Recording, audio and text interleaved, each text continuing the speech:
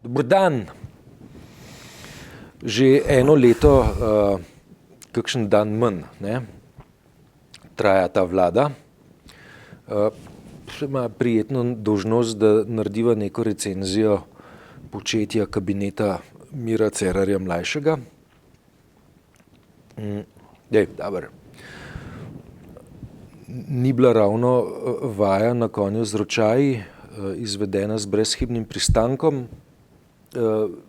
Pa sam bi tako rekel, ne, da nekaj pozitivnih sprememb je ta ekipa prinesla na ravni politične kulture. Ne.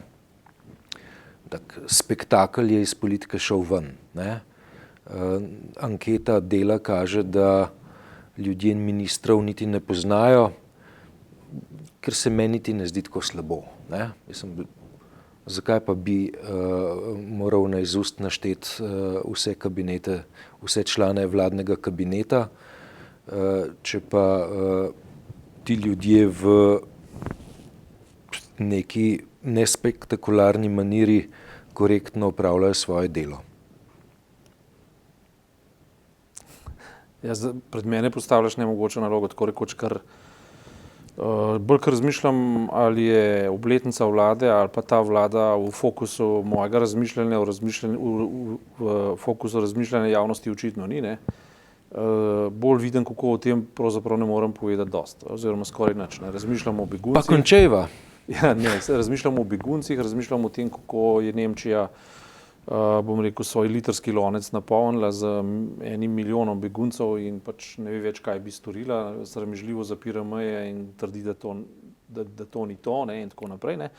In se sprašujem, kaj v Sloveniji bi lahko bilo drugačnega, kot je, ne. To se pravi, to, kar si rekel, se mi zdi upravičeno, naštet kot plus, in sicer, da je na nek način ta oblast poskrbela, da je politika izgnana iz naše prve vojne, ne. Se pravi, iz naše pozornosti, da se moramo stalno bati, kdo nam bo jutri uničil življenje. Tudi Patria se pospravlja z svojim nekim neslavnim koncem in epilogom iz naše, kako ne rečem, z našega gledališča, ne. In potem se vprašamo, kaj sploh še ostane velikim, ne. In mogoče to je dobra stvar, ne, da se politika pravzaprav umika v neko sivo zaledje. Tudi jaz ne bi znal niti poslancev, niti vseh ministrov našteti, po pravici povedano, da ne. Zardevaš ob tem? Ne, prav nič ne. Jaz tudi ne. Ja, zdi se mi fajn, ne. Ampak, če citiram samega sebe, ne, ja, skoraj si upam staviti, da znam še našteti člane Peterletovega kabineta iz leta 90. Ja, to so bile tako imenovane velike zgodbe, ki iz današnje perspektive gledano to niso bile, ne. Več, težko rečemo, da je bilo, ne. Nekaj, kar se je valilo samo po sebi. Ja, ampak je pa takrat produciral neke učinke, ki so se zdeli, deloma so tudi bili, ne, da so zgodovinski, ne. To, čemur smo priča danes, ne, ni ničesar. No, in to je tisto, kar bi zdajle bilo v bistvu pravi impuls.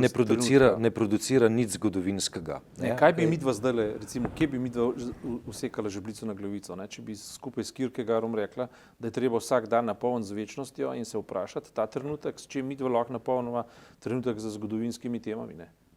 Ta trenutek. Ja, morava. Ja, absolutno, drugače prvič ne bodo gledali, drugič se ne bo zvečer mogla pogledati v ogledalo, ne.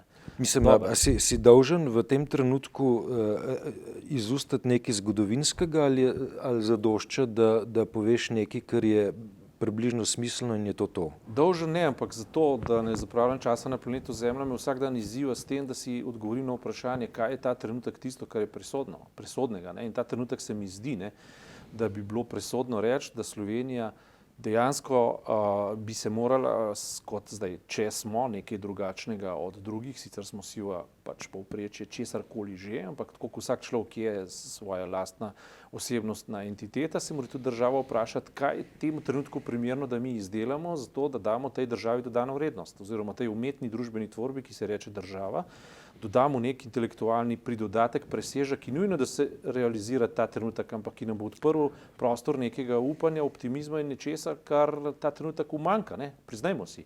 Ta trenutek smo letargični, smo, ne? Smo. Imamo vtis, da je recesija zaključila vsa obdobja velika, ki so bila na razpolago in da jih ni več. Pravo vprašanje tega trenutka je, kako odpreti novo obdobje. Bodi si kot iluzijo, bodi si kot odgovor na iluzijo. Ne? To se pravi, na nekaj realnega. Kaj bomo naredili? Mislim, meni se to zdi res frajersko in v tem smislu liberalna poanta dejansko je za poslušati. Ne? Se pravi, kako iz sebe ali pa iz družbe ali pa iz okoliščin narediti nekaj, kar te poganja naprej. To je nek liberalen pogon. Ne? Mislim, mi se pogovarjamo skozi o neoliberalnih odklonih.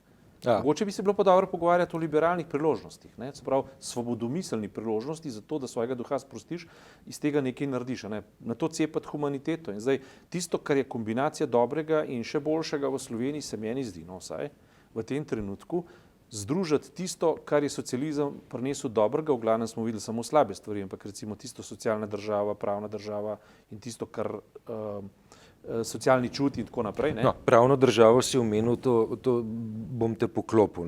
Tle me lahko poklopaš, ampak v mislih imam to. Ne? Med predmoderno državo pa med moderno državo je neko obdobje, v katerem se je vzpostavljalo recimo obdobje industrializacije, obdobje formalizacije nekih modernih družbenih tvorb, ki se je pa žal zgodil v socializmu, to je treba reči, ne glede na to, da se je zgodil slabo. Ja. Ampak neke domačijske prakse, ki so bile prej v veljavi, ali pa recimo so bile še realistične v času Avstrije, so vendarle se prekrižali socializmu. Mogoče je to naš problem. Ne? Mogoče je naš problem to, da so se te stvari dogajale v okolju, ki za to ni bilo primerno. Fakt pa je, da so se dogajale. Mi smo imeli slab zakon, v katerem se je dogajalo slabo družinsko okolje, slabo družino, v kateri so se pa dogajale nekatere stvari, ki modernosti pritičajo. Ne? In mogoče je zdaj čas, da jih spravimo na agendo pravilnosti. Ne? To je tisto, kar govorimo.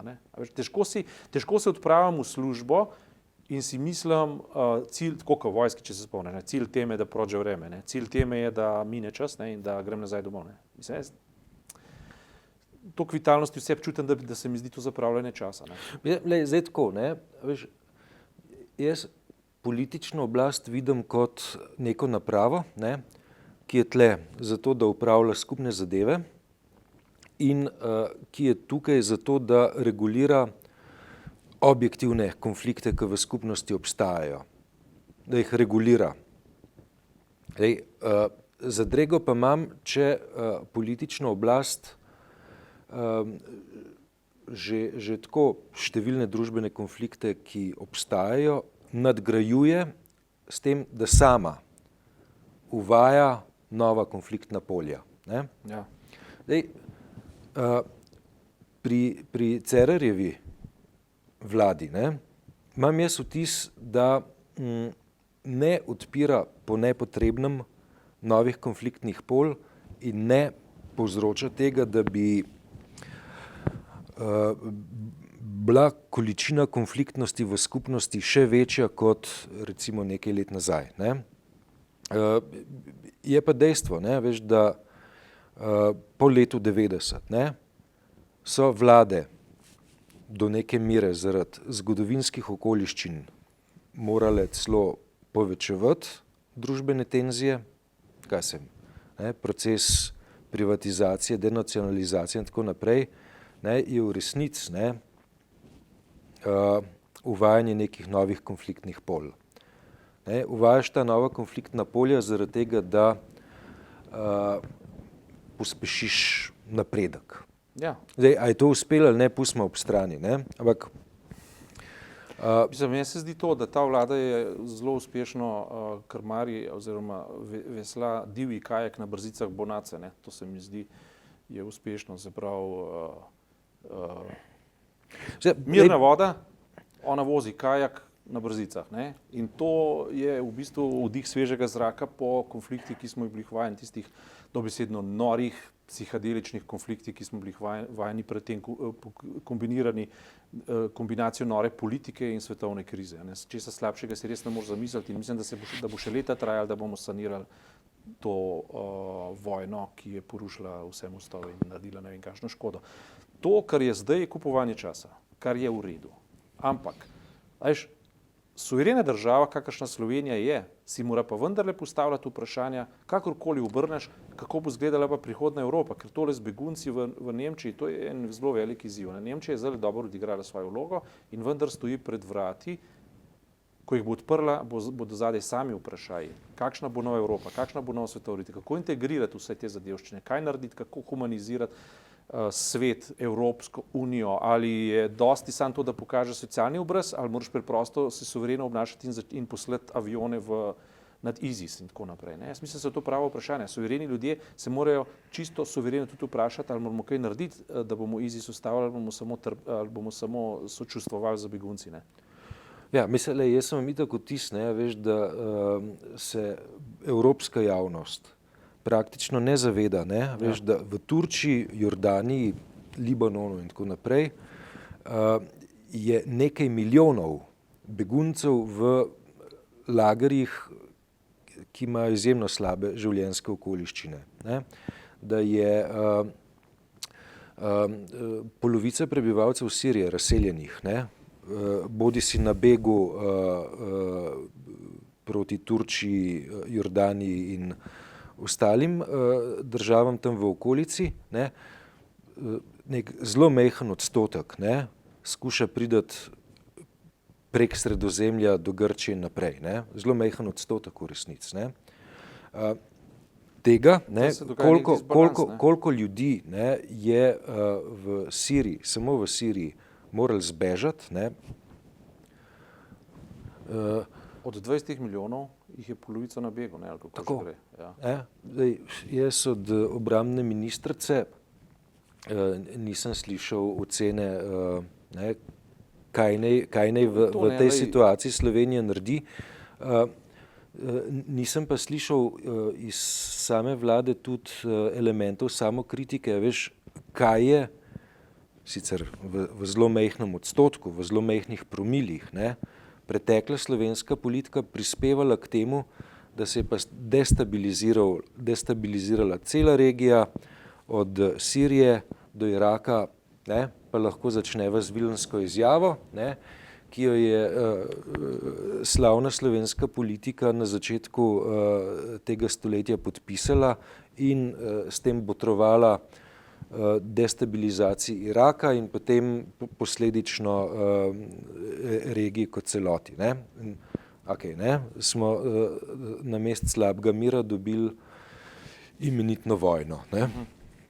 Ja, saj res, to imaš prav. Ne moramo se nekako izogniti objektivni danosti, da nas je samo 2 milijona, za polovico Slovenije so Nemci zdaj sprejeli samo beguncev. Na eni strani se pravi,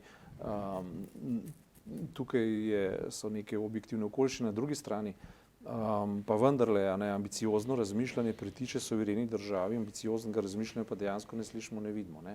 In mogoče, veš, človek ima majhen slabo vest, ko opazuje to, da se čez Madžarsko tega Orbana, ki ga imajo vsi za norega in dejansko je problematičen, če mene vprašaš, ampak se tam valijo 100 tisoči beguncev, da v Slovenijo pa slučajno zaidejo eni 3-4, potem jih pa po neki proceduri vračajo Madžarski in tako naprej. Ja, 14, ja. 14. Človek dobi res slabo vest, kaj se pa gremo, kaj se pa dogaja.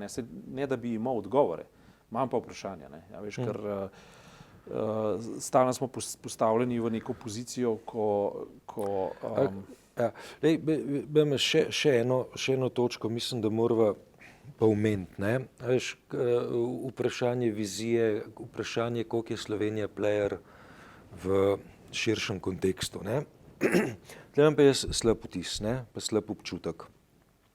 Na neki točki se je Slovenija uveljavila kot pomemben evropski igralec. In sicer pri predlaganju modelov reševanja grške finančne krize, ko je kot dobra učenka še pred profesorico Nemčijo predlagalo solucije, kako bi zaprli grški finančni problem, s čimer je pa po moji oceni Slovenija odigrala neko igro, ki pa ni častna, ki pa ni v redu. Bilo je v parih vplivnih svetovnih medijih to opaženo, vključno z New York Timesom, pravzaprav, da je Slovenija bila tista, ki je prva spustila testne balončke, zato da bi se pa finančne velesile o teh predlogih ki so pogovarjali. po moji oceni nastajale sicer v nemških, pa še kakšnih intelektualnih laboratorijih, ne? Ampak ne, boljše, če to... Izhodišče za tako držo je bilo verjetno to, da je Slovenija bila zelo, praktično najbolj izpostavljena po dolgovih. Ne? Da je bil to alibi arhitektov tega... Pa dajte vi. Ja, v bistvu rabimo nekoga, da bo vprašal za to, da bomo odgovorili to, kar hočemo povedati. Ne? Ja. Mislim, da je bilo to tako. Ne? Se spomnim neke epizode, ki je bilo v Sloveniji predlagano, naj med prvimi prizna Kosovo, ne, zaradi tega, da bo potem ostale države to lažje storile. To me spominja na 90, ko me je nek PR-ovc nekega premijeja prosil, če postavim na tiskovni neko vprašanje, zato da bo on lahko odgovoril, seveda odklonil. Tako to funkcionira. Ampak, dobro, veš, so druge stvari, recimo Slovenija ni... Mimogrede, to so Američani predlagali slovenskemu diplomatu, ne, naj Slovenija čim prej prizna Kosovo, zaradi tega, da vidimo, ne, kakšne učinke bo to sprožili, ne, da bodo potem večji igralci lahko, ne,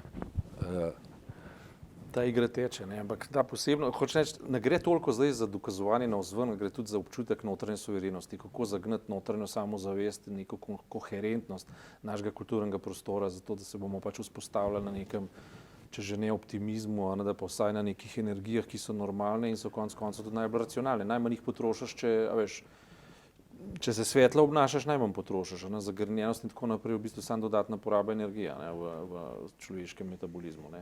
Imamo te zagrnjenosti malo preveč, se mi zdi. Ne. Ker mislim, Slovenci so znajo biti neverjetno prodorni. Recimo, jaz sem zadnjič se spraševal, ne, po toliko in toliko času letenja, veš, z padalom sem se spraševal, kje bi kupil si recimo nov variometer ali nov instrument in ugotovim, razumeš, da je nekdo, ki ga celo poznam, pa nisem vedel, ne. V Kranju fantje so se skupaj zložili in proizvajajo najboljšega na svetu. Ne. Najboljšega na svetu, variometer, inštrument za letenje, kjer kaže, koliko se dviguješ, spuščaš, kakšno hitrostjo greš, da potem na zemljevidu postaviš svojo pozicijo in tako naprej. Skratka, to fantje znajo, ne. So ljudje, ki z svojimi storitvami, ne, kotirajo po celotnem svetu. Skratka, Slovenci so iznajdljivi, veš, in to liberalno noto je treba v bistvu postaviti v komunikacijo za socialno državo. Ne samo jeti v ekstremno sposobnost in neoliberalnost, ali pa, če hočeš reči, prekerno neoliberalnost, hkrati na drugi strani pa za sabo pustiti vse tisto, kar je dobro. To bi morali nekako zvezati skupaj, postaviti in ne zaničevati učinkovitost. Hkrati, ne, pa ne učinkovitost zlorabljati za to, da ljudi postaviš v popolnoma podrejeni položaj, tako kot se zdaj govori, da bi kar bolniške brisali, pa da bi si jih ljudje sami morali plačevati. Se ni treba je to oba ekstrema vedno, ali eno ali drugo. Se vmes je še veliko, bom rekel, Nemčija pa Avstrija. Ne? Se Avstrijci pa Nemci to zelo uspešno rešujejo. Dajmo to majhen... Pa Skandinavija pa Islandija. Dajmo to majhen, veš, tako po evropsko obravnavati. Ne? Pa še nekaj bi rekel, ne? Zdaj, če smo že pri tem nakladanju in optimizmu. Ne? A veš, jaz sem letos sem preživel dopust v Bohinju, ne? Kjer slučajno tudi živim. Ne? Okay. In sem ogromno socializiral in komuniciral z turisti vsega sveta. Ni, da ni. Mislim, da samo Eskimov nisem srečal. Ne? In sem lahko izdelal vzorce obnašanja ali pa kulturnega sporazumevanja, če hočeš. Ne? In sem videl, da nekatere države, nekateri narodi, pa pustimo zdaj, da ne zaideva v nevarne vode, ne? Komunicirajo veliko bolj umikano kot drugi. Ne? Ja. Ki smo pa mi? In evo, to je pa zdaj pravo vprašanje. Jaz mislim, ne, da Slovenija ima dober izobrazbeni sistem, ima dober socialni sistem, ima lepo, slabo zapuščino socializma, ki se kaže v nezaupljivosti med ljudmi in v zmerni do pretežni neumikanosti v odnosih. Ne. Če to primerjaš z tistimi, ki se znajo obnašati, mi imamo tukaj rezerve. Zakaj ne bi razmišljali recimo o tem, da v šolski sistem upeljemo recimo umiko? Ne? Umiko, ne? To se pravi, da se znaš ne samo dobro izobraziti, ampak tudi, kako ne rečem, da se znaš tudi kulturno obnašati. Ne? Z neko prijaznostjo, z neki dobrodanadijo, z neko pozitivnostjo. Skratka, umiko, ne? Nekaj, kar funkcionira. Da rečeš dobrodan, da se ne obrneš v stran, da, veš, tam po hribih, pa tam, ker sem jaz bil kot človek... Da ima lepš me glej, no, mislim, če že... Dobar, jaz tradicionalno grdo gledam, ampak pravilno razmišljam. Ne? Reflektorji so močni, ne, še V redu. staram se. Ne, a veš. Dobro, hvala.